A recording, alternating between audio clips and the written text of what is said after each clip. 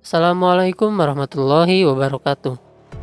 Halo teman-teman, kami dari kelompok 4 yang beranggotakan Teddy Hidayat, Ana Amalia, Alvin Danu, dan saya sendiri Hasbi Hawasyibil.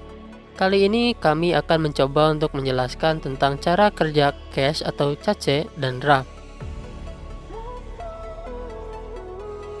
Mengenal apa itu cache atau cache? Cache adalah sebuah memori yang memiliki ukuran kecil dan memiliki sifat yang sementara atau temporer. Atau bisa dikatakan, cache adalah sebuah hardware, perangkat keras, atau software perangkat lunak yang digunakan untuk menyimpan sesuatu, biasanya data, untuk sementara waktu yang ada di lingkungan komputasi. Cache memiliki ciri khas yakni ukuran file yang cukup kecil dan memiliki kecepatan yang cukup tinggi. Di dalam terminologi hardware atau perangkat keras, istilah cache ini biasanya merujuk pada memori yang memiliki kecepatan tinggi. Cache ini paling sering digunakan oleh klien cache, misalnya seperti CPU, aplikasi, browser web, atau operation system dan sistem operasi.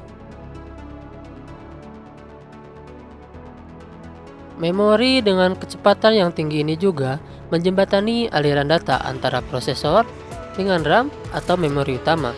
Karena biasanya RAM atau memori utama memiliki kecepatan jauh lebih rendah.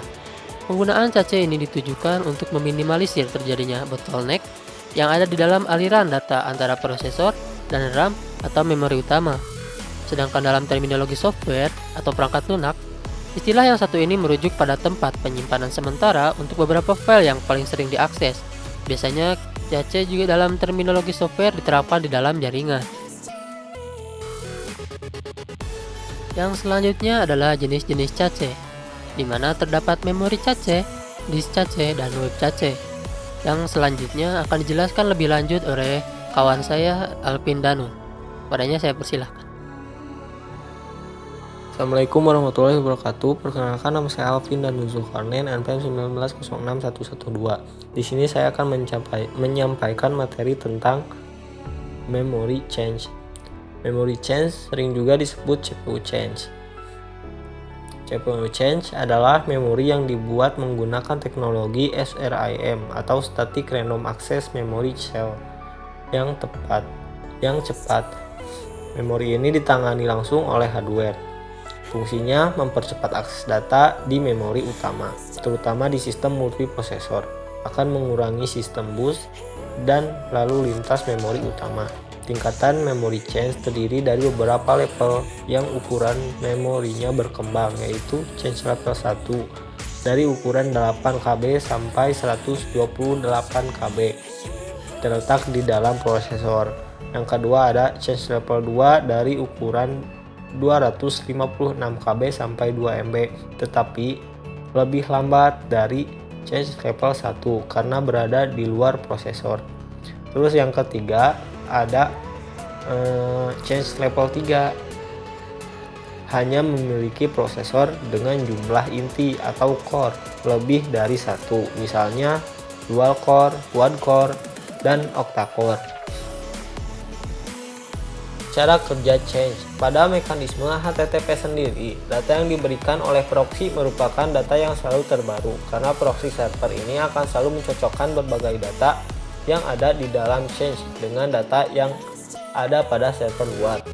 Atau semisal, ketika klien change perlu mengakses data klien change ini, terlebih dahulu memeriksa apa yang diminta. Ketika data yang diminta ditemukan dalam change, maka itu disebut change hit. Present test, upaya yang menghasilkan hit change, dikenal berbagai rasio hit change atau rasio.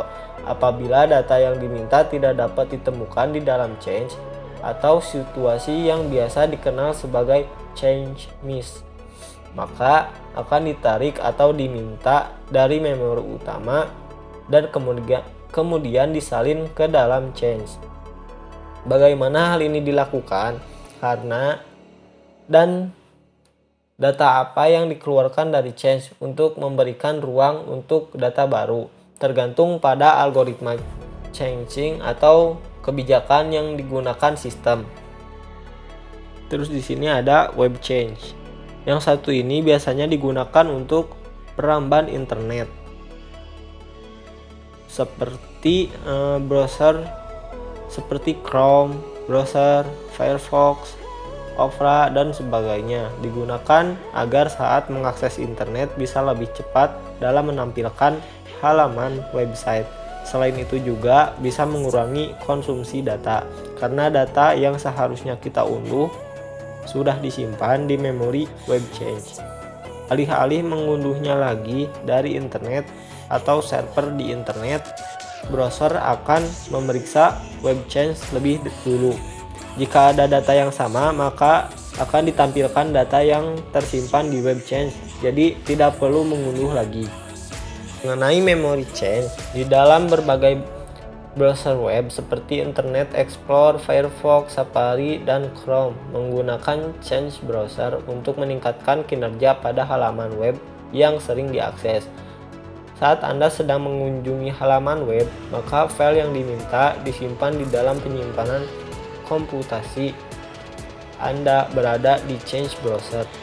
Saat mengklik kembali dan browser kembali ke halaman sebelumnya, hal ini kemungkinan browser Anda untuk mengambil sebagian besar file yang dibutuhkan dari change, alih-alih membuat mereka semua memuat kembali dari server web. Pendekatan yang dijelaskan ini disebut red change. Browser dapat membaca data dari change browser lebih cepat dibanding dengan mencari file di web. Terus di sini ada disk change. Pada prinsipnya sama dengan memory change. Namun bedanya, disk change tidak menggunakan teknologi SRIM berkecepatan tinggi, melainkan menggunakan DRIM, Dynamic Random Access Memory, yang lebih lambat. Saat ada perintah meminta data, maka prosesor pertama kali akan memeriksa data yang ada di memori buffer.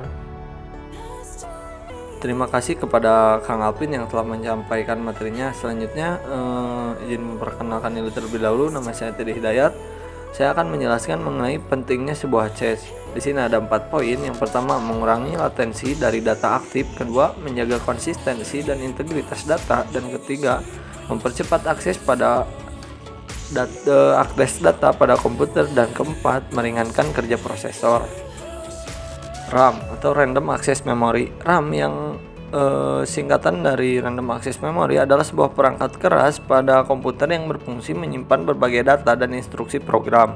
Berbeda dengan tape magnetic atau disk yang mengakses data secara berurutan.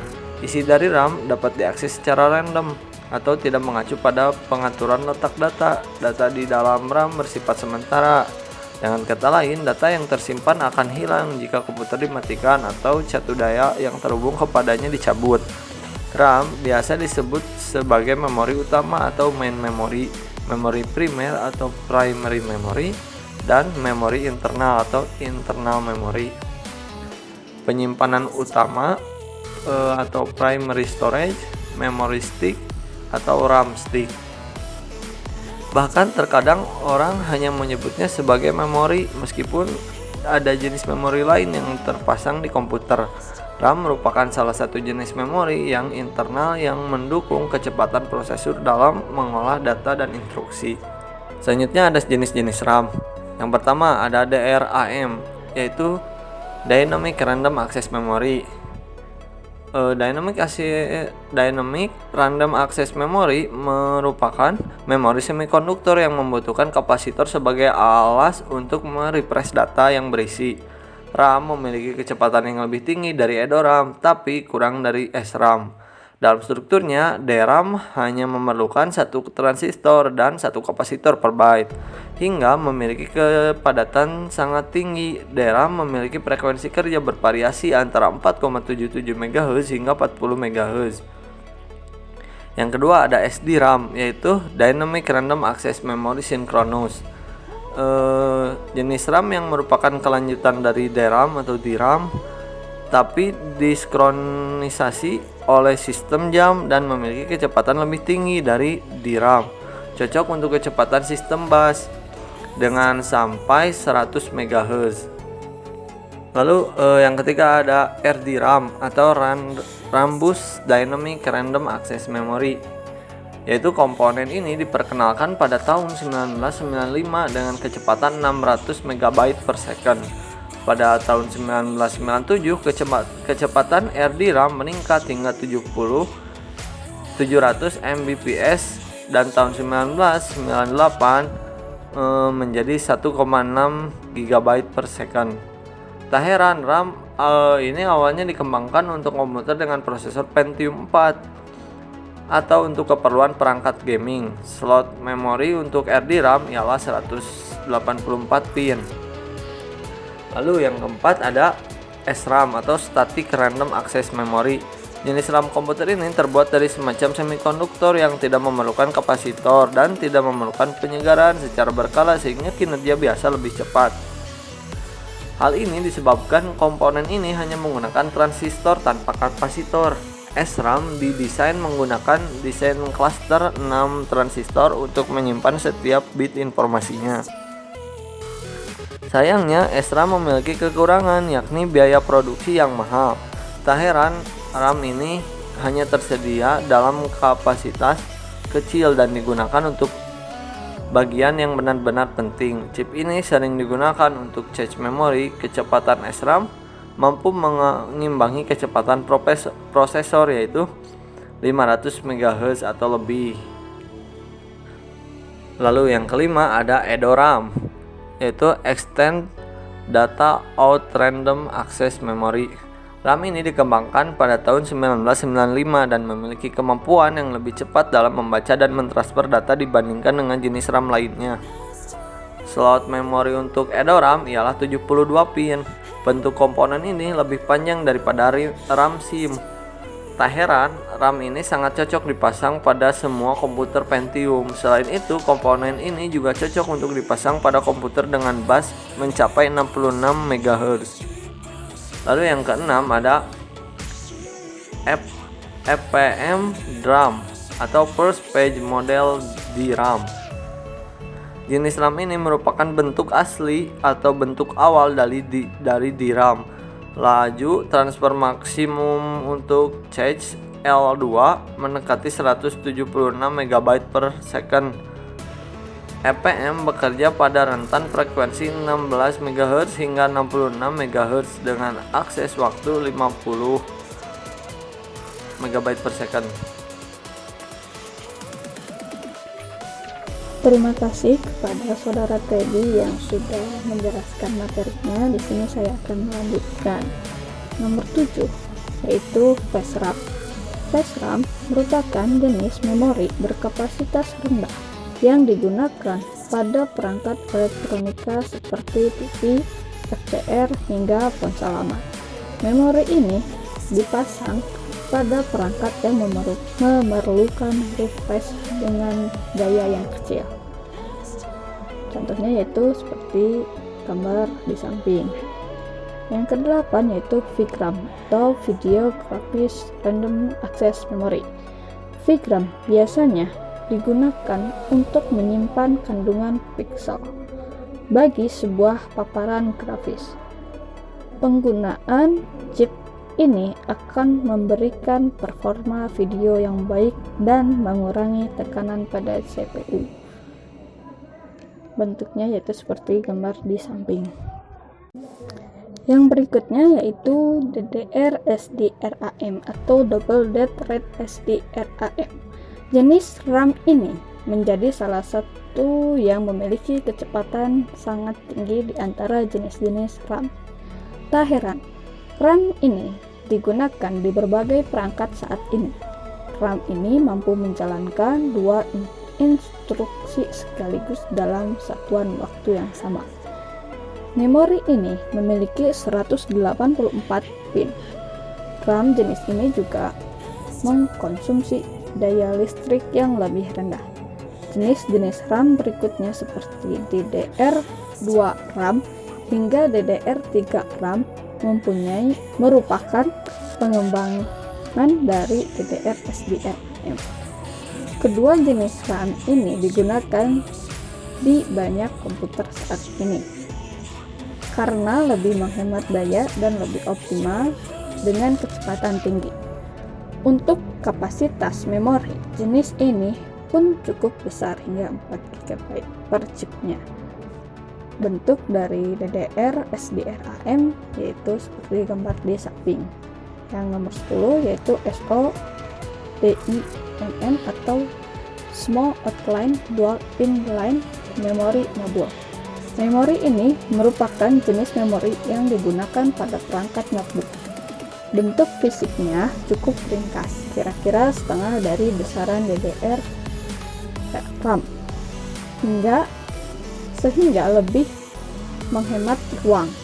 Jenis memori ini biasanya mengikuti perkembangan RAM untuk desktop. Gambarnya seperti di samping. Untuk berikutnya, RAM memiliki beberapa bagian utama. Yang pertama yaitu PCB atau Printed Circuit Board. Papan utama RAM yang tersusun atas beberapa layer. Pada setiap lapisan layer terpasang jalur atau sirkuit untuk mengalirkan data ataupun sebagai tempat penyalur daya listrik, sehingga luas penampang yang tersedia dalam merancang jalur memungkinkan jarak antar jalur dan lebar jalur dapat diatur dengan lebih leluasa dan menghindari noise interferensi antar jalur pada PCB, dan secara keseluruhan akan membuat modul memori tersebut lebih stabil dan cepat kinerjanya. Yang kedua yaitu kontak point. Dalam bagian RAM yang berfungsi adalah konektor ke motherboard. Terdiri atas beberapa titik dan dibatasi oleh 1 atau 2 buah lekukan yang disebut sebagai notch. Lekukan ini berfungsi untuk mencegah adanya kesalahan dalam pemasangan RAM pada motherboard. Yang ketiga yaitu DRAM atau Dynamic Random Access Memory. Ini adalah komponen berbentuk kotak yang berwarna hitam terpasang pada PCB RAM sebagai tempat menampung data dalam kurun waktu yang singkat dan harus di-refresh secara berkala atau periodik dalam bentuk dari DRAM sangat beragam. Yang berikutnya yaitu cara kerja RAM. Cara kerja memori komputer, yakni pada saat komputer pertama kali dihidupkan, prosesor akan membutuhkan data yang juga tersimpan dalam storage untuk dapat diproses. Sementara itu, hard disk sebagai tempat penyimpanan data tidak akan mampu untuk melayani permintaan pengiriman data dengan kecepatan tinggi. Hal ini dikarenakan teknologi yang sering digunakan pada prosesor dan hard disk sangat berbeda. Prosesor dengan teknologi digital murni, sementara hard disk akan menggunakan mekanis digital. Hal ini menjadi masalah dan mengakibatkan bottleneck atau kemacetan yang sangat parah. Lalu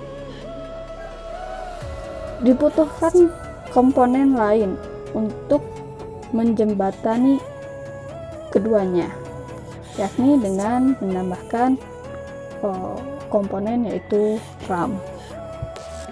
Sekian penjelasan dari kelompok kami. Mohon maaf apabila ada kesalahan. Wassalamualaikum warahmatullahi wabarakatuh.